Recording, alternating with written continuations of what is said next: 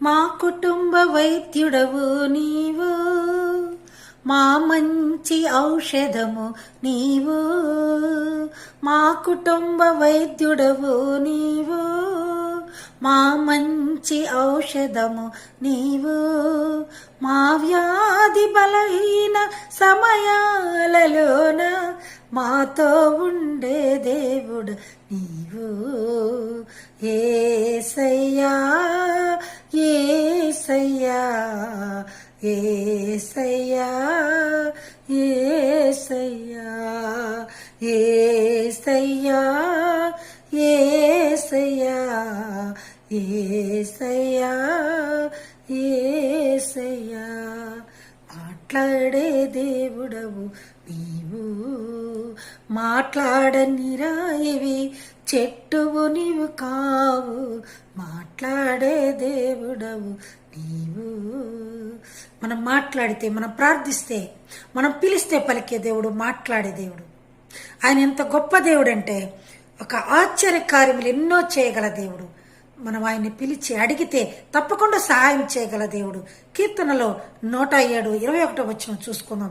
కీర్తనల గ్రంథం 107వ అధ్యాయము 21వ వచనంలో మనం చూసుకుంటున్నప్పుడు, ఆయన కృపను బట్టి నరులకు ఆయన చేయి ఆశ్చర్య కార్యములను బట్టి కృతజ్ఞతాస్తుతులు చెల్లించుదురుగాక.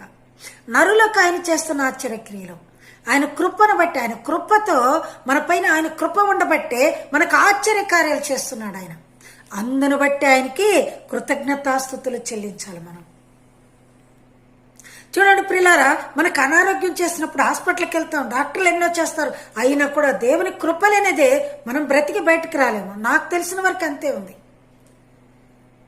మరి ఆనాడు మొదట్లో ఆదాముకి మరి గాఢ నిద్ర కలుగ చేసి ఆపరేషన్ చేసిన దేవుడు, ఆపరేషన్ చేసి ఆ ప్రకటెముక తీసి మరలా ఆ స్థానంలో మాంసంతో కంపివేయబడ్డాడు.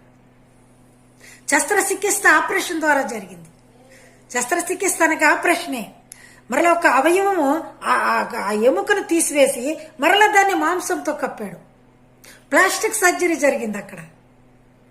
ఇంకా ఆ తీసిన అవయవంతో మరలా మరి ఒక మనిషికి జీవం పోసి మరలా ఒక మనిషిని అవ్వను తయారు చేస్తాడు దేవుడు. ఎందుకంటే ఆయన కృప లేనిదే, ఆయన దయ లేనిదే మనం ఏమి చేయలేము.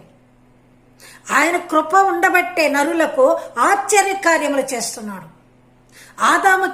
ఆదాముని నిర్మించి అతని ఖాళీగా ఉంచకుండా అతనిచే పని పెట్టించాడు ఆయన.